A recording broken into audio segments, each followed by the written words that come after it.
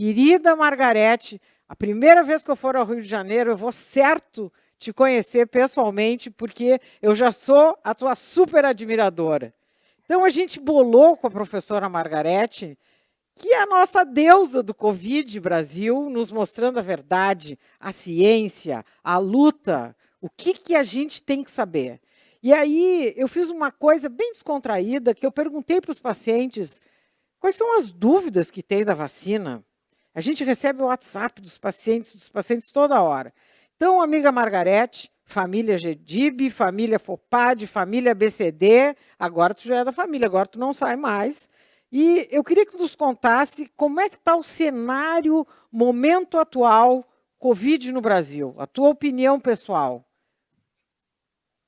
Bom, em primeiro lugar, Marta, eu quero, obviamente, agradecer e explicar a essas pessoas valorosíssimas com quem eu acabo não só de conhecer, mas de aprender muito, né? Pelas apresentações realmente extraordinárias que eu vi, do Flávio, todos aqueles que, da Júlia, da Alessandra, né? A força dessas moças tão bonitas e tão cheias de vida, realmente foram para mim, assim, eu diria, Marta, uma inspiração.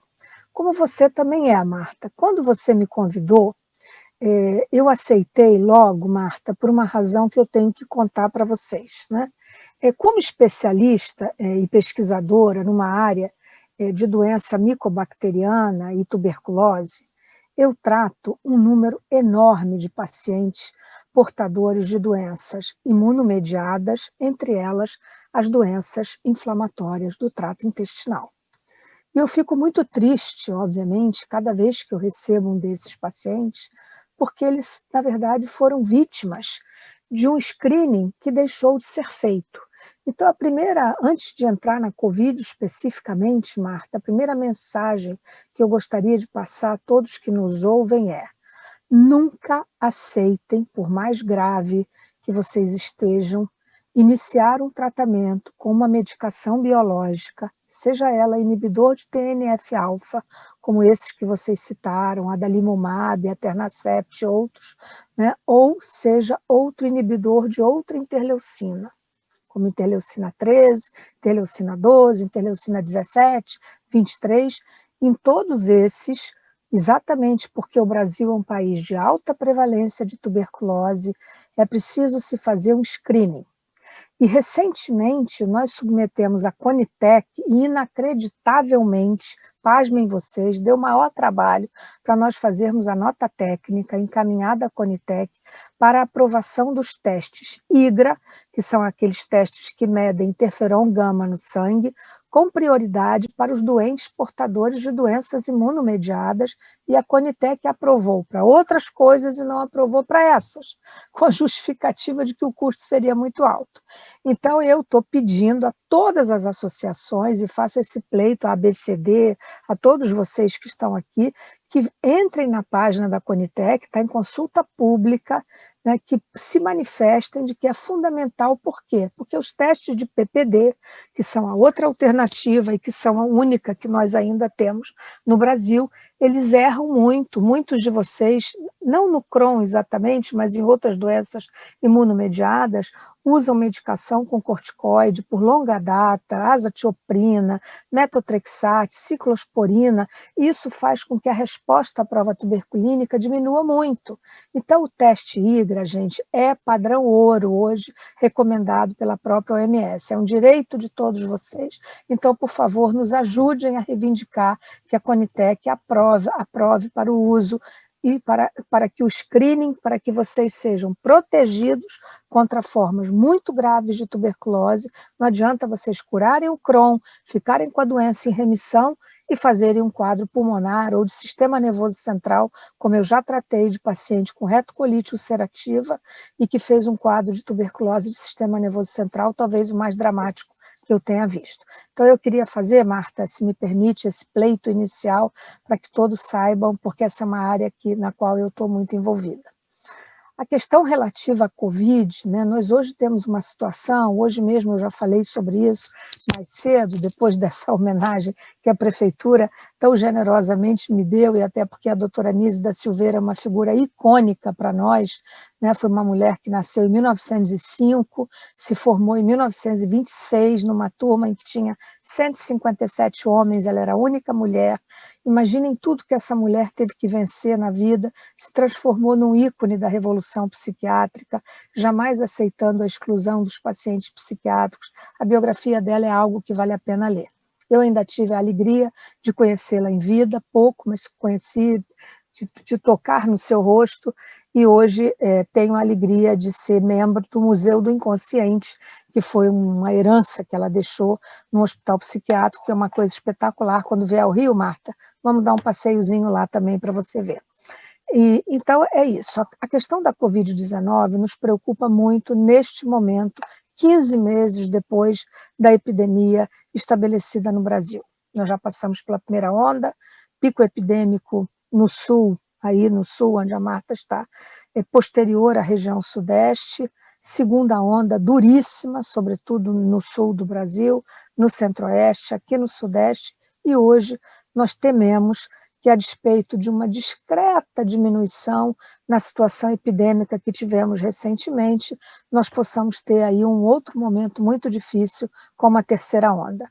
Eu não tenho nenhum otimismo em relação ao controle epidêmico, por várias razões. Primeiro, nós temos novas variantes, nós temos um celeiro de criação de novas variantes, que é exatamente manter uma taxa de transmissão na comunidade muito alta, como nós sabemos que ainda está no Brasil.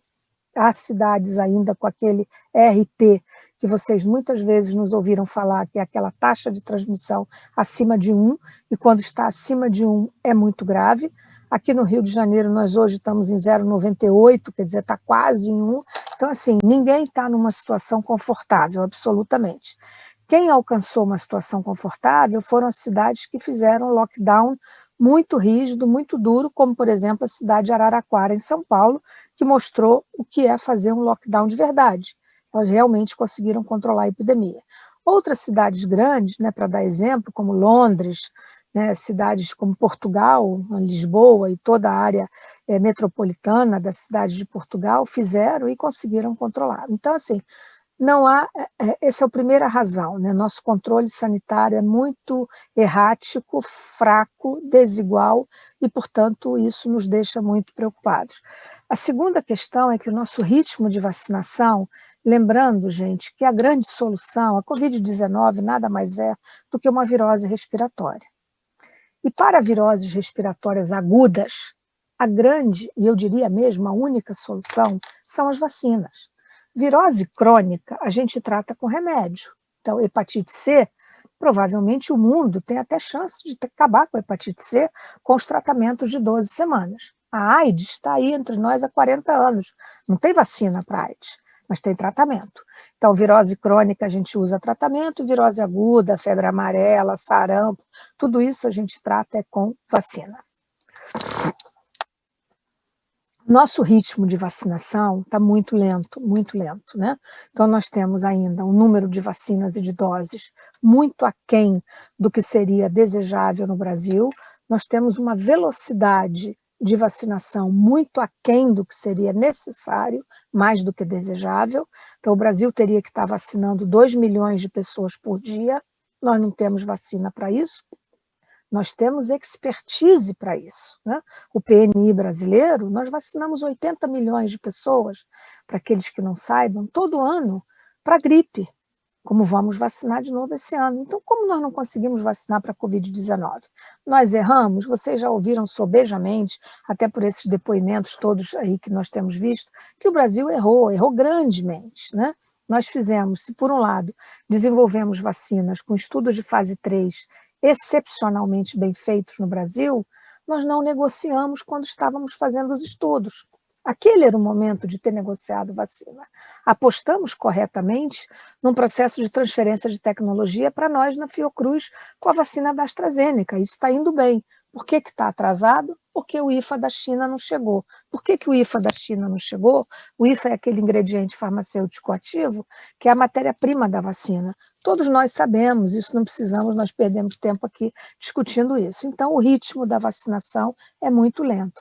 E, em terceiro lugar, gente, porque a sociedade, vamos combinar, como diz a garotada, que a sociedade não está colaborando.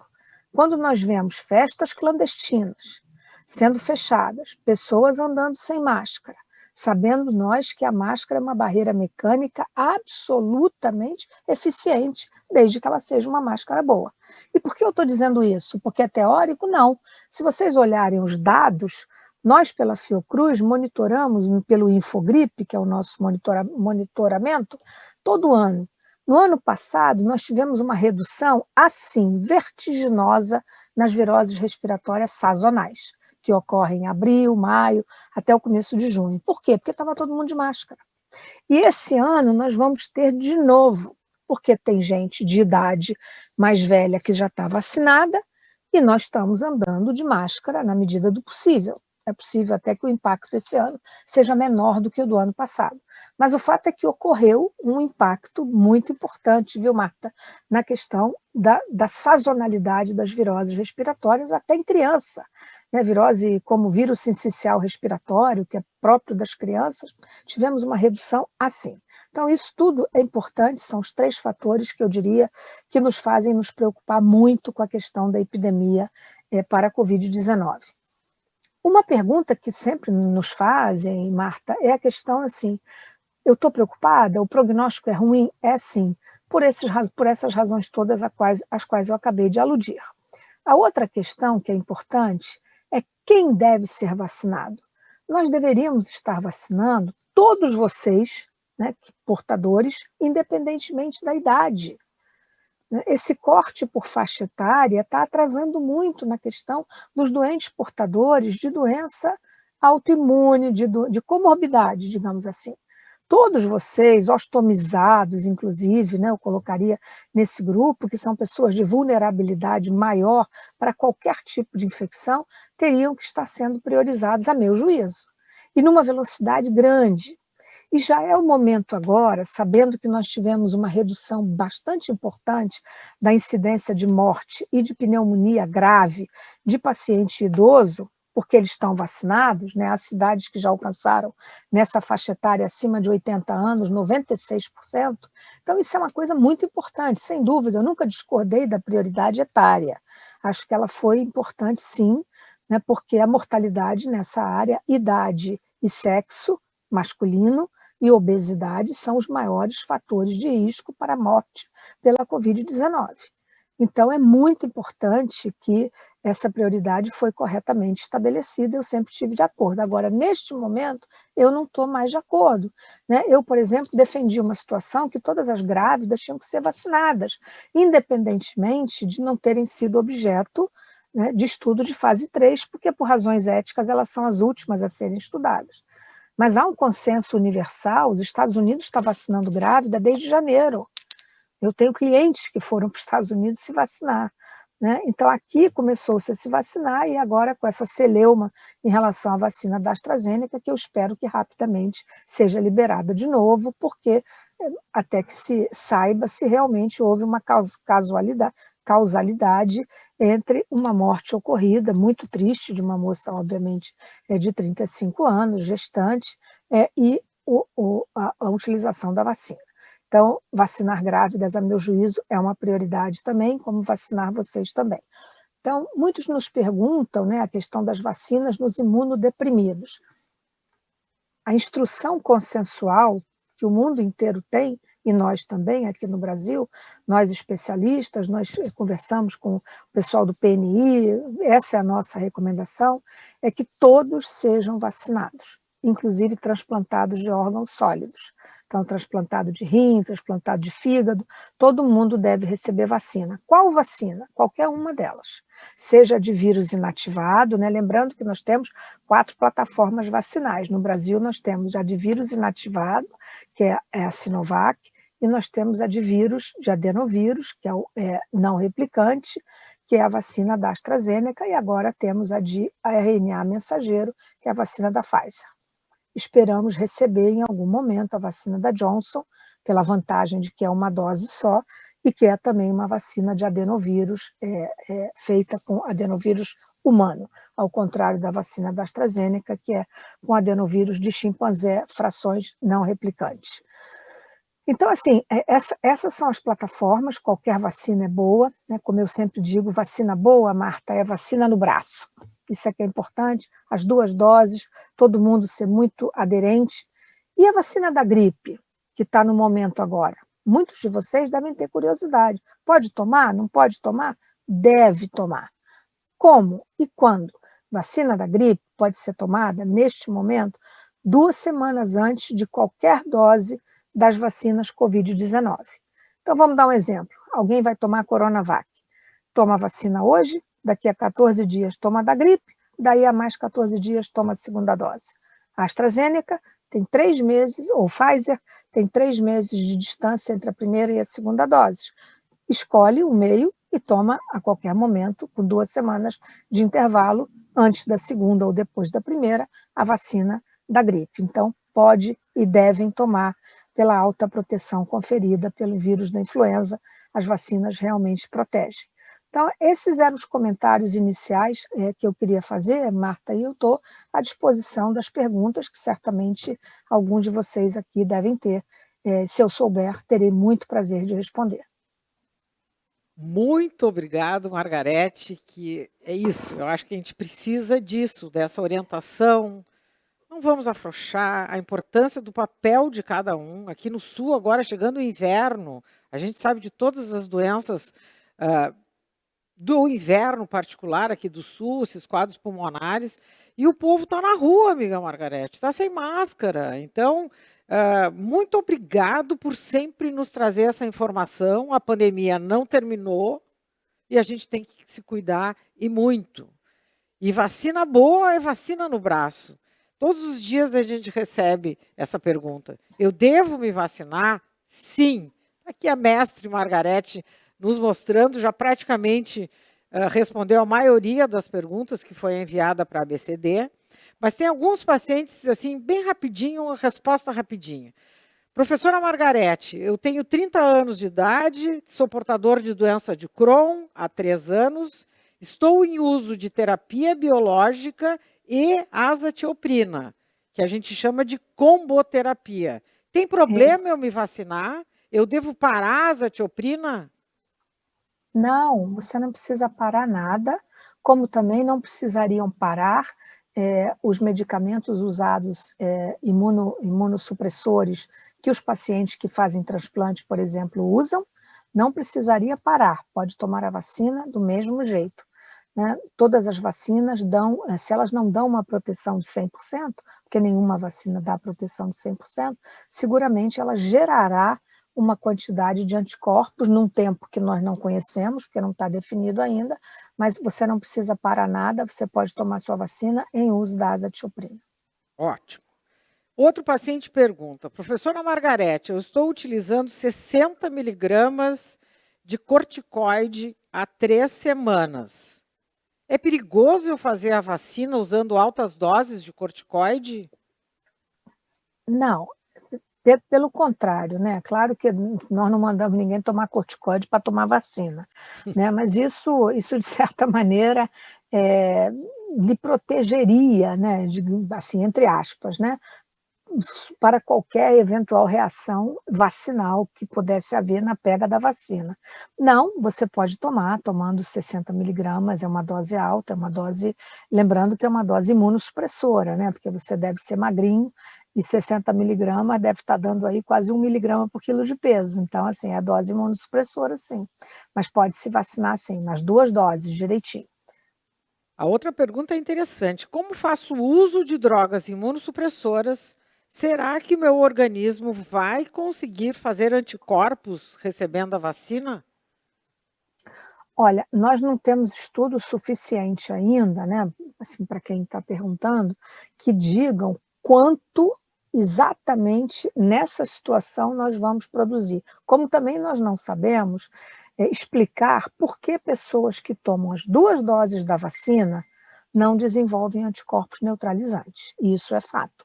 Então, tem 2 problemas, né? Primeiro, os medicamentos, os exames que são usados, né, para medir, eles não têm a sensibilidade necessária para medir anticorpo neutralizante com uma razão, com uma resposta muito firme. E segundo, Ninguém tem que estar preocupado com isso, gente, porque a nossa imunidade nobre não é a dos anticorpos. A nossa imunidade nobre está nos nossos linfócitos, né? Nossos linfócitos, CD8, CD4, né?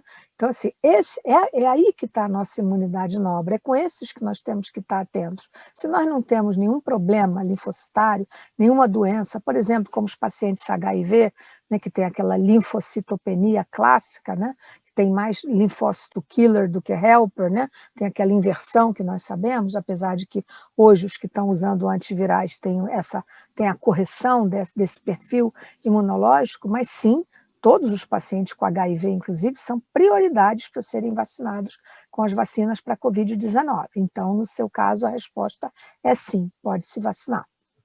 Ótimo. Tem um que diz aqui, de Porto Alegre, está perguntando. Professora Margarete, eu moro em Porto Alegre, eu sou portador de retocolite, estou em uso de terapia biológica, minha doença não se encontra bem no momento. E aqui em Porto Alegre, hoje, eu tenho a oportunidade de escolher em 3 postos de saúde. Um está fazendo o Coronavac, a outra está fazendo a vacina da Oxford, e perto da minha casa, o posto que está fazendo é a vacina da Pfizer. Qual a senhora me sugere fazer? Essa Essa pergunta pergunta, é boa. Essa é na Mega não, Sena. essa pergunta eu não posso responder. E ele Essa está pergunta perguntando que ele pode escolher o posto de saúde perto da Essa casa dele que pergunta tem. eu recomendaria que ele tomasse o posto de saúde mais pertinho da casa dele, Marta, mas é uma resposta sapeca, digamos, né? Porque, mas a pergunta dele também é. Então, eu acabei de dizer que vacina boa é vacina no braço, né, Marta? Então, qualquer uma, né? Enfim, os estudos de fase 3 mostram que algumas vacinas alcançaram, no fase 3, uma resposta imune melhor. E agora, já com certo recuo histórico, tanto a vacina da AstraZeneca quanto a vacina da Pfizer, que são plataformas diferentes, revelaram que com esse intervalo grande de uma dose para outra, de até 12 semanas, elas geram uma resposta imune muito melhor até que com intervalo menor. Então, eu diria para ele, né, que se ele puder, ele pode tomar qualquer uma das duas, pelo menos, né, já que ele está com essa fartura de vacina, o que é uma situação muito especial, né, porque não é isso que a gente está vendo no resto do Brasil. Aqui no Rio está uma penúria danada, né, onde eu moro, né, São Paulo também. Então, assim, ele poderia fazer com esse racional, entendeu? Mas eu não teria como dizer uma é melhor do que a outra, né? Eu estou falando baseado nos estudos publicados, inclusive recentemente, essa semana, saiu o estudo mostrando que as vacinas, ambas, com esse intervalo grande, elas são capazes de induzir uma reação imunológica produtora de anticorpogênese maior do que com intervalo menor. Então, eu optaria por uma ou por outra. Ótimo. Pena que nosso tempo está encerrando, a gente teria a noite inteira de pergunta para fazer para a professora Margarete, mas nós vamos fazer a última. Estou grávida Mas agora que eu de já 30... sou membro... Agora já é membro, agora nos agora que eu congressos... já sou membro Não, da e depois nós ABCD, vamos... Marta. Membro total, e amanhã nós vamos começar a campanha da consulta pública, que a gente faz muito esse trabalho, que foi fundamental a tua abertura. Tu já está convidada para o Por favor, FOPAD. a Conitec aprovou os testes IGRA, Beleza. mas não aprovou para doente usuário de biológico. Gente. E nós, quando elaboramos a nota técnica, Marta, nós elaboramos para isso, porque essa é que é a prioridade. Eu estou no grupo que está elaborando as normas de consenso multidisciplinares para profilaxia de tuberculose em paciente candidato ao uso de biológico.